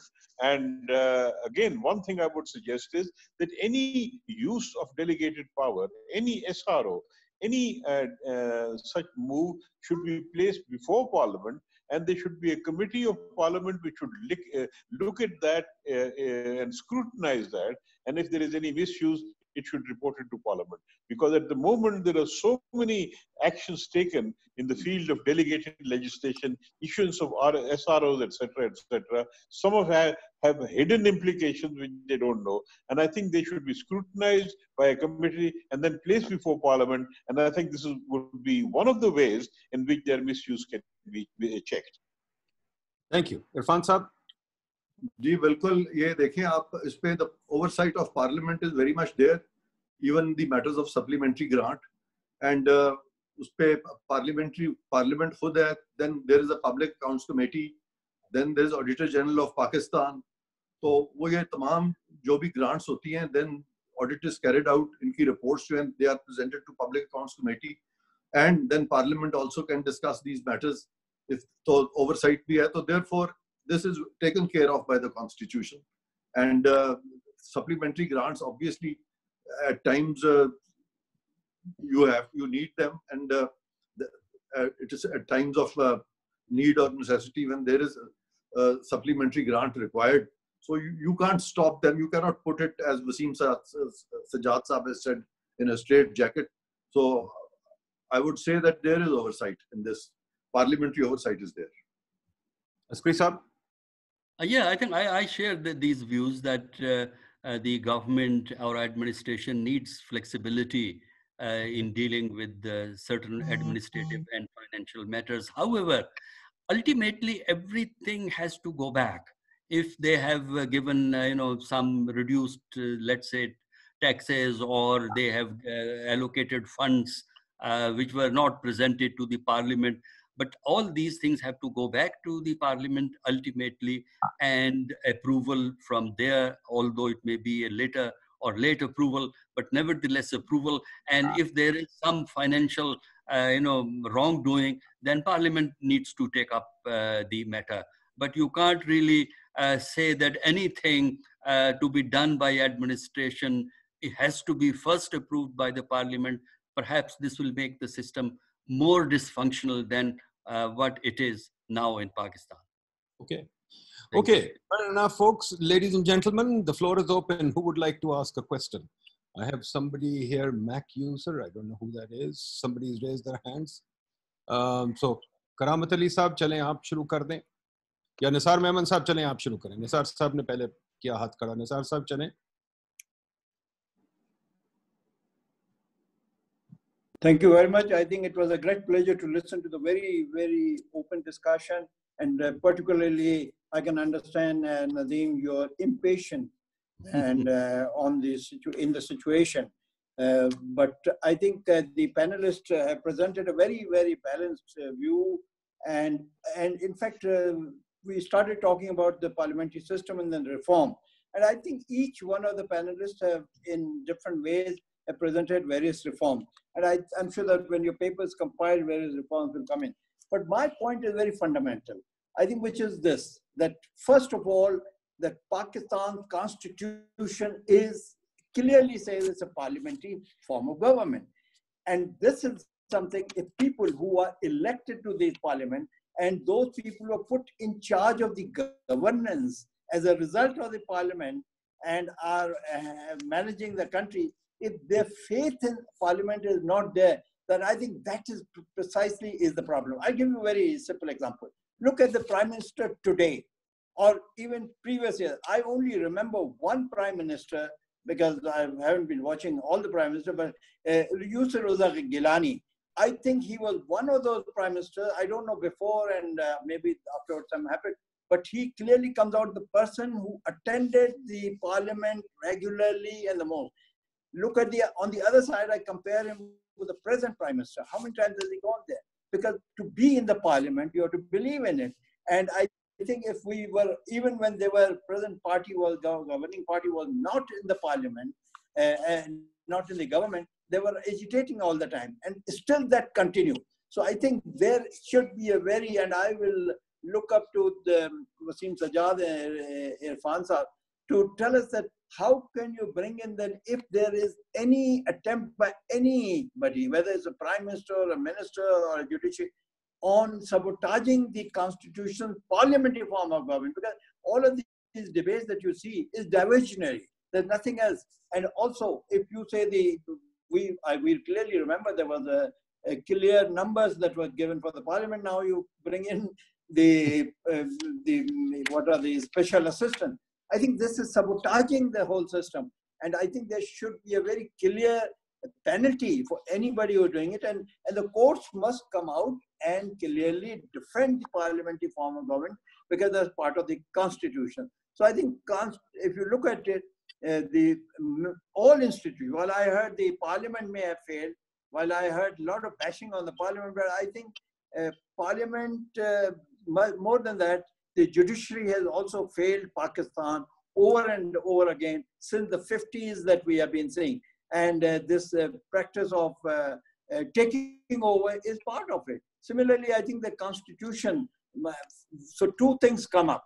Number one, I agree with what Wasim Sajjad Saab said and Irfan Saab and all, that there is clearly the oversight of the parliament is there, and parliamentary committees are doing the oversight. And I have been in the parliament, I have been chairman of the parliamentary committee. We could even oversight. And let me just recollect for myself that for the others who may not know, that I was chairman of the Defense and Defense Production Committee. And when I was given, I said, "Ji, mujhe ye kis liye de rahe hain? Isme to koi baat hi nahi kar sakte." Unhone kaha, "Ji, aap kare to sahi na kare." And believe me, we started to question for the first time in the history, the parliamentary committee asked for what is the defense policy. After resistance, it was presented. We got the lines of the budget included. So a lot of things parliamentary committees are doing. And I think they're not talking so much, therefore there's so much of bashing. I would say that yes, parliamentary committees are there. Now, PSC ki jo aapne baat kahi, I think there has to be implementation again. If the audited numbers Auditor General is giving is 4 years back, the whole thing is passed. So I think there has to be an enforcement of it. So accountability parliament ki to har waqt ho jati hai. What about the judiciary? Uski कतन नहीं हो रही है. और आप देखें judiciary का एक major काम है. मैं as a citizen I am talking. People must get justice, and हमको justice वो district courts में मिलती है. Courts के नीचे. All of this is the court system. So I think major reforms must be initiated in the judiciary, that the common man should get the justice. वो नहीं मिल रही. अगर उनको चाहिए और लोग तो ये लंबी बात हो रही है. बट फाइनली ऐसे देखिए आप सब कुछ कर लें, 18th अमेंडमेंट आ गया, अब 18th अमेंडमेंट को इम्प्लीमेंट ही न किया जाए तो इसमें लॉज कितने लाएंगे? मैं तो आपको बताऊं कि इस मुल्क में सानिया सबसे बड़ा यह है कि we have got the laws, we have got the system, but we are not implementing them. और जो भी नहीं कर रहा वो बड़ा आराम से निकल जाता है। हम 30 साल पुराने केसेस तो निकालने नैब में ले जाते हैं, जो आज हो रहा है उसको तो कोई देख ही नहीं रहा है। तो I think the whole point is हमें दो चीजों पे कीजिए नदीम साहब, मेरी गुजारिश है आपसे कि एक तो ये कि इंस्टीट्यूशनल रिफॉर्म्स को अलग रखें कि ये करें और हर इंस्टीट्यूशन को लीजिए, और उसमें ये भी जैसे आपने कहा मिलिट्री का भी इंटरफेरेंस रहा है, बट क्यों हुआ है, उसमें भी कैसे हुआ है, उसको एनालाइज करके वहां पे भी रिफॉर्म लाए। अच्छा, दूसरा यह है कि ये जो इंस्टीट्यूशनल रिफॉर्म्स होंगे और institutional interference is the major thing, वो जो आप लोगों ने जिक्र किया है मुख्तलिफ स्पीकर्स ने, उसके लिए किस तरह से इसको रोका जाएगा। अगर ये रिकमेंडेशन आ जाए और फिर as I will say who will bell the cat, and I think Nadeemul Haq will do that. Thank you very much. Thank you, sir. Thank you, Nisar Saab. Folks, please keep your interventions short. We have to go back to the panel afterwards. Please, panel note करते रहें, हम आपको पास वापस आएंगे। असद शाह साहब बोलिए, असद अली शाह साहब। Thank you, Nadeem साहब। I think ये issues तो आपने बहुत सारे highlight किए, आपने बिल्कुल सही कहा कि रिफॉर्म्स जो हैं वो कैसे होंगे, कब गए। तो Wasim Sajjad sahab said that it takes time. मुझे तो ये लग रहा है कि as a time goes on हम पीछे जा रहे हैं, आगे तो नहीं जा रहे हैं। रिफॉर्म्स जो हैं पिछले 72 साल में अगर टाइम से होता तो कुछ तो इम्प्रूवमेंट होती ना। वी आर अगर कोई होता भी है, you also raise the question of cabinet size. आपने I raise this issue on a tweet, आपने देखा होगा कि अमेरिका में which is the largest economy, वहां पर 15 सेक्रेटरीज हैं प्रेसिडेंट के साथ, उनकी कैबिनेट। बिल्कुल सही। चलें उसको छोड़ दें, पार्लियामेंट्री फॉर्म ऑफ गवर्नमेंट की बात कर लेते हैं। द मदर कंट्री यूके में 22 मिनिस्टर्स हैं, सेक्रेटरीज हैं। हमारे पास 51 है, ये SAPMs भी हम लेके आए हैं, और उसके अलावा हमारे सेक्रेटरीज अलग हैं। One of the poorest country. अच्छा, इसी तरीके से आप जापान को देख लें। जापान में by law you can not have more than 14 ministers, you know, and this is the third largest economy. In Germany also I think it's limited to 20 or so. France कहीं पे भी 20 से ज्यादा ministers नहीं होने चाहिए हैं। तो ये तो सिंपल सी चीजें हैं जो कि हम नहीं कर रहे हैं। तो मेरा तो ये कंक्लूजन है, असल पॉइंट ये है कि वो किसी ने कहा कि as long as people will continue to worship Napoleons and Caesars will continue to rise and make them miserable. Very good point. Thank you, Asad साहब। Mac user जी, Mac user कौन है जी? अपने आप को इंट्रोड्यूस भी करा दे प्लीज। हेलो Mac user, हाथ खड़ा जी। पीटी चले, पीटी बोले। परवेज ताहिर साहब जी, फॉर्मर चीफ इकोनॉमिस्ट, बोले जी। Well, I'm sorry to have to say this. To me, it looks like I was listening to a technocratic setup. A lot of politicians bashing. The subject was political instability, and no politician here to discuss it. Actually, technocrats have ruled this country more than the politicians. And therefore you have no reform here. Because technocrats are basically slaves of the donors you have been talking about. And that is our problem. Politicians have tried to avoid them, but then they succumb to these people. So first of all, you should have had a politician also on the panel, so that we could focus on political instability. And the major source of political instability in this country is not political.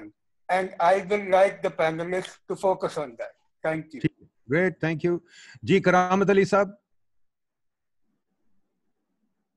करामत अली साहब कहाँ हैं जी? चलिए जी, आप बोलिए मौजम साहब। Sir, I have a very quick question, and that is relating to the provision of Article 140A. Is it enough to ensure the continuity and continuity of the local governments, or we are required to revisit it because we have left to the provinces, and as a result of that, what has happened in the 3 provinces at the moment, there are no local governments, and there is only one province, Sindh. They have the elected representatives, and the rest of the provinces. And in near future, I don't see that in near the elections are going to help for this body. ठीक है जी. मोइन बाटले साहब. मोइन बाटले here. Thank you. A couple of quick points.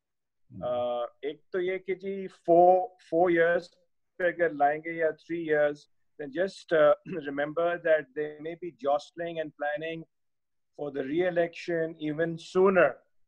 So more time may be wasted. एक ये point है. दूसरा ये कि I think people are logical in what they do. So I feel I've been to a couple of parliamentary, sessions, and the reason why the Prime Minister's Parliament में नहीं जाते या parliaments जो हैं वो इतने utilize नहीं होते is because parliaments are weak. The level of debate is weak.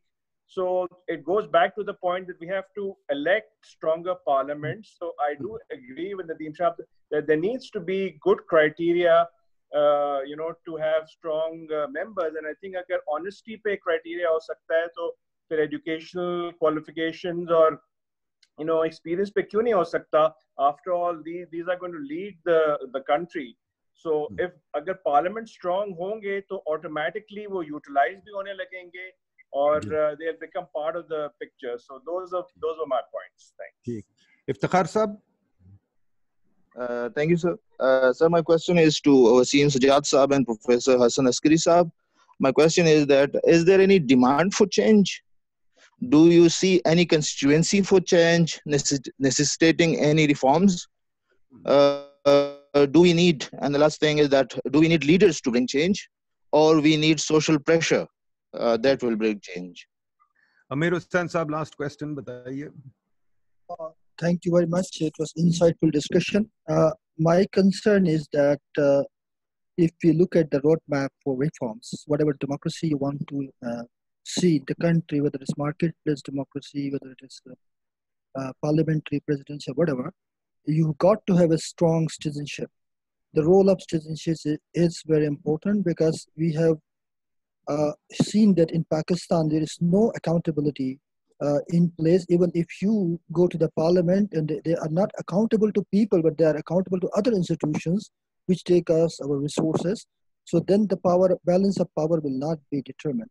So first thing is, I can't imagine a better future for Pakistan without better citizenship, without an informed citizenry, without restoring the student unions at the universities, building the nurseries of political leadership from the campuses, and without reforming education system to make it ideology free and make it more state-citizen relationship education, more focus on people's welfare. And I think going forward, if we want to see a better democracy, we have to work on those, and also a vibrant civil society, taking onus of public welfare, taking issues to the parliament, taking issues to the relevant authorities, and also thinking of redistribution of resources, because the resources which could have been used for education, health, and basic necessities are being taken away for a wrong, perception of security paradigm. Thank you very much. Thank you. That's a good position to go back to the panelists, Ji. I think lots of questions have been raised, so please, try and address them as you can, whichever ones you like and how you want to address them. Yes, it's a deep issue and a very difficult issue to deal with. I have no clear answers. I just questions. So Wasim Saab, please, would you like to go first? Sir, good सवाल. एक दो observations मैं भी देना चाहता था. My apologies.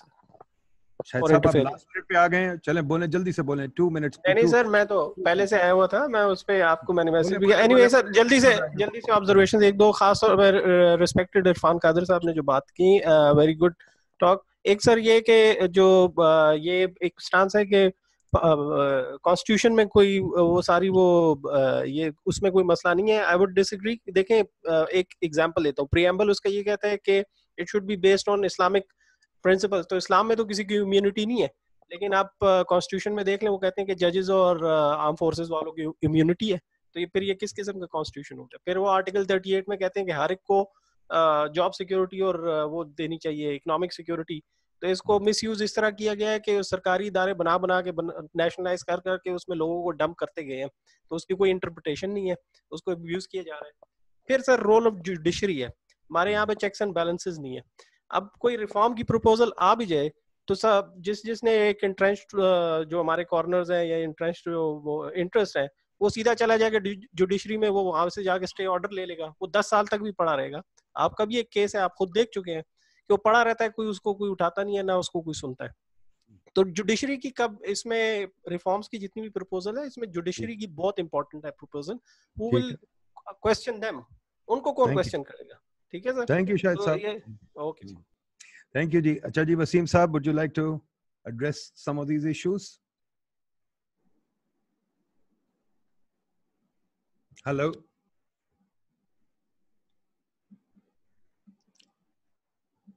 Wasim Saab is here or not? Is he?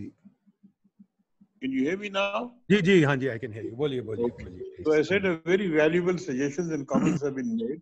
It would be impossible to respond to all of them, but I will make a few general comments. Number one, I think the point which was made, there is no immunity in the Constitution to either the judiciary or the armed forces. The only thing in the Constitution regarding judiciary is that for removal of a judge, a special procedure has been laid down, and that procedure is through the Supreme Judicial Council. But there is no other immunity. Similarly, there is no immunity for the armed forces. Number two, there was a suggestion regarding accountability and the Prime Minister appearing before Parliament. Now, in England, there is no constitution, written constitution. There is no law which says that the Prime Minister has to appear before Parliament. And yet, as you know, the Prime Minister appears before Parliament every week in what is known as Prime Minister's Question Time. Why does he do it? This is because of traditions developed over a period of time, political traditions, expectations of the people, and norms which develop once the system is working. In Pakistan, no such norms have developed, but some prime ministers have followed that practice. Name of Mr. Yusuf Raza Gilani was given. I would give the name of Mr. Mohammad Khan Junejo. They faithfully respected Parliament, attended the sessions, answered questions, responded to suggestions from the members, and as far as Mr. Junejo is concerned, he would physically shift to Parliament when the sessions of the National Assembly and Senate were ongoing. So, need for reform, somebody raised this question about the need for reform. Yes, there is always need for reform. Even the advanced countries, America, United States, Germany, all feel there's a need for reform. In Pakistan, there's greater need for reform because there's a lot of wrongdoing in almost every section of society. Corruption has to be rooted out. Efficiency has to be maintained and created. Things have to be expedited. People are not getting justice. People are being exploited. And we know, especially in the rural areas, that the people are at the mercy of the officials. They can't even get their normal rights which are guaranteed under the Constitution. And I think Mr. Nisar Mehman made this point, that the laws are not implemented. You know, we have a lot of laws. The laws give protection to women. They give rights to women. The law gives the rights of information, the right of liberty, the right of property to the people of Pakistan. But in practice, they are not there. So we need to ensure, create a machinery where the ordinary man has a voice and he can have his right enforced through whatever means. And we need to look at that aspect. We don't need to create more laws. We need to find ways and means by which these laws can be properly and efficiently implemented. How do we maintain the dignity of the individual in Pakistan? In Pakistan, the ordinary person has no dignity whatsoever. If he goes to the police station, he is harassed, humiliated. If he goes for any other right which belongs to him, he has to stand in a line for long hours, and at the end of the day, he doesn't get anything. He doesn't get anything unless he's able to spend money, which most people don't have. So these are the issues in Pakistan. Reform is needed, and reform will come when the people press for it. Unfortunately, most of the people in Pakistan do not recognize and realize the importance of pressing for their rights. They're uneducated. They go like herds and vote for people who have strong links with them by way of tribalism or Baradari system, or even, I would say, wealth in that area. But we need to have a system by which people will respond to people's wishes and desires, their problems, and have them implemented. And it is here that the parliamentary system becomes more relevant to our kind of situation. Because in a parliamentary system, the member elected is nearer to the people. He should be there all the time to address their questions. In any other system, the connection between the people and the member is not very strong. So these are the general comments I would need to make. There is need always for reform. We should press for it, and the media can play a strong part. And frequent elections, I think that is very important. Frequent elections are an answer to this. One other point I think was made regarding Article 140A of the Constitution. Now, unfortunately, Article 140A is deficient. It just mentions local bodies. It does not create any timetable for election to local bodies. It does not give them any resources. It does not place any obligation on the provincial government to hold elections. All these need to be addressed, whether we do it through the Constitution or through some law. I think this is a matter which needs to be addressed and taken care of. Thank you. Thank you. Very nice, Amrit. Thank you. Ji, Irfan Saab. जी मैं I'll start from Nisar Memon साहब. उन्होंने मुआवजा किया था prime minister साहब का उस वक्त के यूसुफ रज़ा गिलानी उस वक्त की पार्लियामेंट एंड द जुडिशरी, और उनका ये टेक था कि judiciary should also be kept in check. So I would fully agree with him that if we look at violating of the constitution, I don't think anybody has violated the constitution more than the judiciary itself. Interestingly, अभी recently आपने देखा होगा कि एक फैसला आया था जिसमें उन्होंने कह दिया कि जनरल मुशर्रफ जो है उनको सजाए मौत दे दी जाए और उनकी लाश को भी घसीटा जाए, और फॉरगेटिंग कि जितने भी पाकिस्तान में जो एक्स्ट्रा कॉन्स्टिट्यूशनल डिस्पेंसेशन थी या एक्स्ट्रा कॉन्स्टिट्यूशनल टेक ओवर्स थे, वो तमाम चीफ जस्टिसेस, तमाम जजेस, they were all a part and parcel of that. And ऊपर से जो जुडिशियल प्रेसिडेंट्स हैं, अगर आप देखें रिसेंट पास्ट के, खास तौर पे after the restoration of this present judiciary, so we find that judicial precedents are so chaotic that it is a case of total lawlessness when we look into the judicial precedents. Or Englistan mein we used to hear prior to the Judicature Act of 1876 that the equity or the law that varied with the foot of the Chancellor. In Pakistan also we have seen that after the restoration of Justice Chaudhry and the subsequent Chief Justices, the law has also become the foot of that Chancellor or foot of the Chief Justice. And they are interfering almost invariably in every department of the government, in every organization. So much so that not only in the executive, but Wasim Sajjad साहब ने अभी आपको बताया कि parliament को भी direction issue कर रही है जुडिशरी, जो कि कभी हुआ ही नहीं था इस तरह का. तो नॉट, और जहां तक उनकी अकाउंटेबिलिटी का सवाल है, तो ये एक इन्होंने खुद ही मिथ बना दी है कि as if they are immune from any accountability. Comes to any criminal act, there is no immunity excepting the president or the governors. Otherwise, even Prime Minister is not immune from a criminal act. Constitution gives no immunity to anybody. And there is no immunity to a judge. Likewise, from the laws of National Accountability Ordinance, of the laws of National Accountability Bureau or the National Accountability Ordinance, that law applies not only to holders of public office, but to all persons in Pakistan.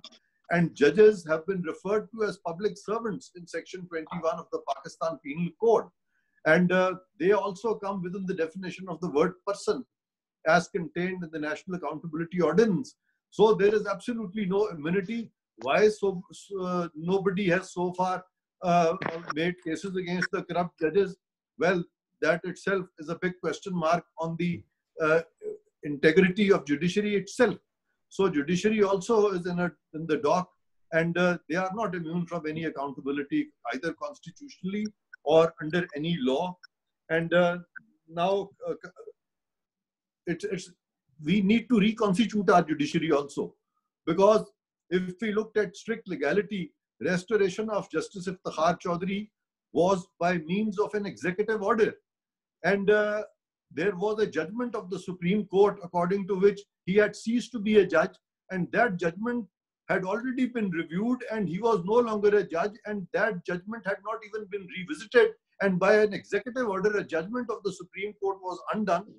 All that was done illegally and by an announcement, and everybody knows that it was General Kiani who rang up Mr. Etazaz Ahsan, also brought this on record, and he's on record saying that General Kiani told me that Justice Iftikhar Chaudhry has been restored. Such a restoration, it was neither constitutional nor it was according to any statute.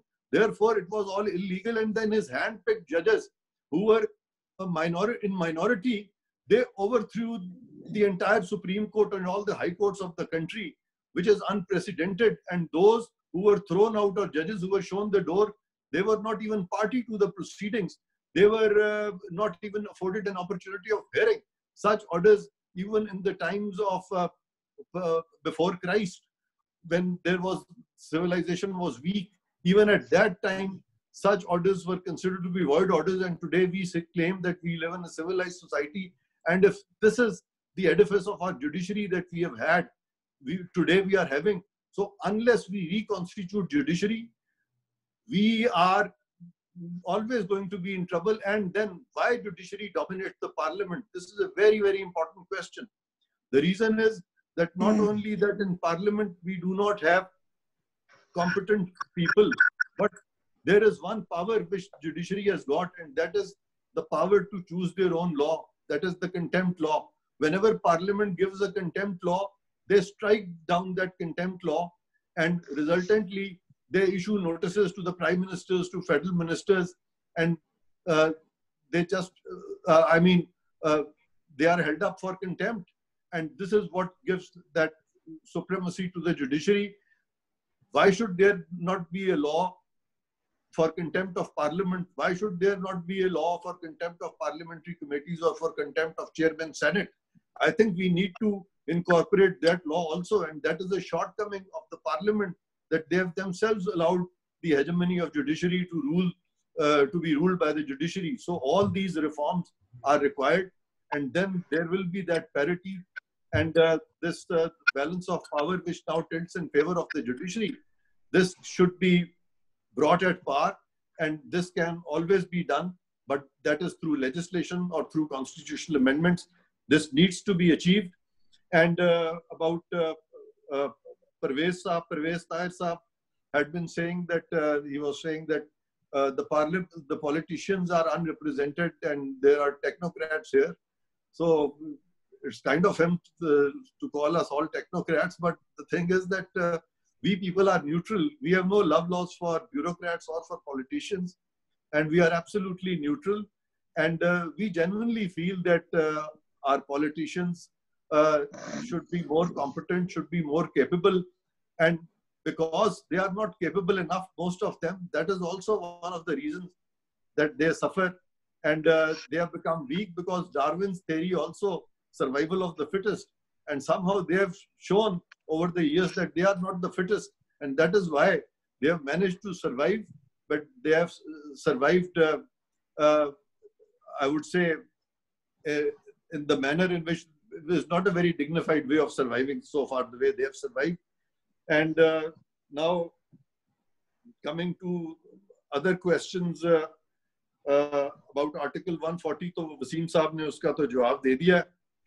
और अगर कोई और question है कि तो रह गया तो मुझे बता दीजिए. I will respond to that as well. Yeah, I think that's fine. That's fine. No problem. Thank you. Rizvi Saab.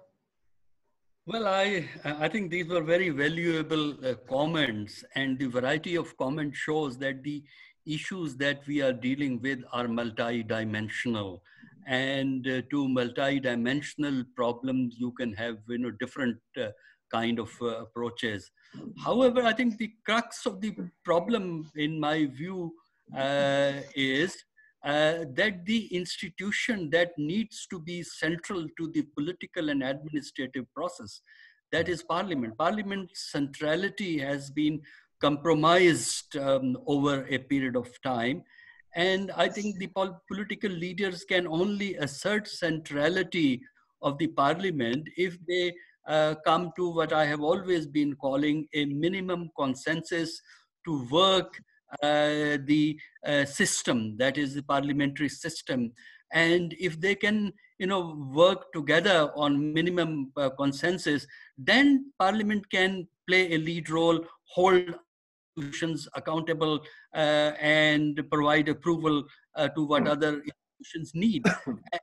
As this is not the case, government and opposition are always at daggers drawn in the Parliament. Therefore, what we have seen in Pakistan, that non-elected institutions have become more powerful than elected institutions. And for that, detailed comments were made about the role of judiciary, which needs to be, seen as a product of the problem of non-elected institution dominating elected institution. We need to create a balance, because the success of democracy is that when all institutions of the state are autonomous, as well as they balance each other. No institution is able to dominate. You need to create interdependence rather than dependence that has existed in Pakistan. So far as the one or two comments are concerned, I think if you agree that this is a multi-dimensional issue, so the causes of instability are also multiple causes. You can't explain instability on one variable, but there are multiple administrative, political, judicial, and also cultural factors that have to be taken into account. So far as local government is concerned, that has been answered. But to me, that is why in my first presentation, to me, there has to be a constitutional provision. At the moment, local governments are governed by the laws that are provincial assemblies frame, and provincial assemblies are under the control of the provincial government, and provincial governments are not really interested in local government. They want to control everything through MNA, MPs, at the district level and below. So there has to be a constitutional provision. An obligatory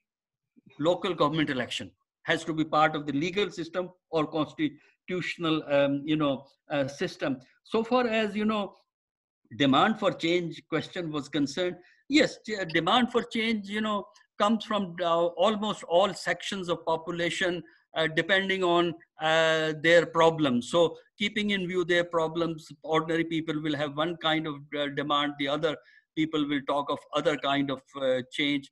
But when it comes to the systemic changes, then it's the upper section of the society that deals. Last comment deals with the role of citizenship. I think that's very important, because if you want to have a system of accountability, in addition to legal accountability, this popular accountability is important, and that can happen only if you have a citizenship and a consciousness that people have rights as well as duties. Thank you.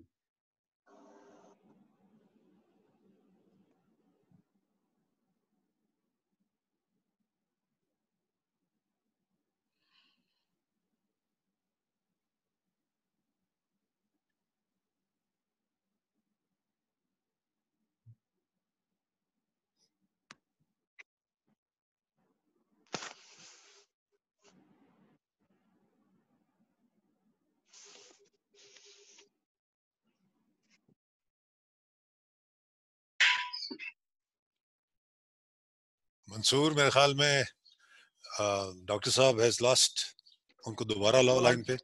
Sir वो भी दोबारा join करते हैं।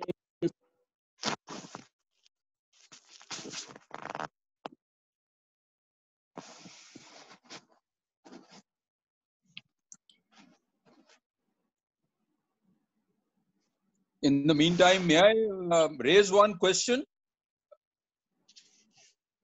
Have we discussed whether there the possibility of a debate between the parliamentary and presidential form of government? Are we not considering that perhaps the parliamentary form of government has not worked in our system and we should reconsider this? I think Asad Saab, we'll leave that for another debate. वो इंशाल्लाह कर लेंगे. अभी तो let me just say that we've had a wonderful discussion. Quite frankly, let's just sum it up very shortly. I don't want to take up a lot of time because we've had very good comments. We've got eminent speakers. PT's question that why didn't we get politicians? I will say I deliberately did not get politicians because you see them every evening on Hamid Mir and Kamran Khan, etc. We needed thinkers. We are a think tank. We needed thinkers. We needed people who can put things in perspective for us, people who can inform us through their learning. So I think we got that. And what we've learned is that we've got a very complex patrimonial system where democracy really is not working. Reform is the need of the time. Deep reform is necessary. Reform that will root out the colonial system, bring us into the 21st century. But we are caught in a catch-22 situation where we will neither have reform nor have good democracy. And I don't see how we can think our way out of this. I think it's a very strange situation, but we at the PID will keep pushing for reform. I think some suggestions that came up are worth highlighting. Hassan Askari Rizvi was absolutely right. We do need regular elections. 5-yearly elections is very silly. We must have local elections, provincial elections, and federal elections on separate dates, so that the government and the politicians get a continuous read on their performance, just like when in November, the US elections are held, even the president is shaken up. We need also, as Wasim Sajjad said, we need a serious consideration of that Senate should be directly elected. Right now, everything is in-house. We also need to worry about how women are elected. There should be no free ride anywhere. We also need to think of term limits. We also need to think of reform, not only of the judiciary, as Irfan said, but also of the administrative setup.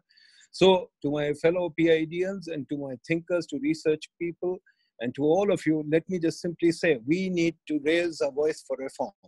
Unfortunately, when people say there is no demand for reform, it is the failure of the thinkers of Pakistan who are constantly debating civil military reform, but not debating reform.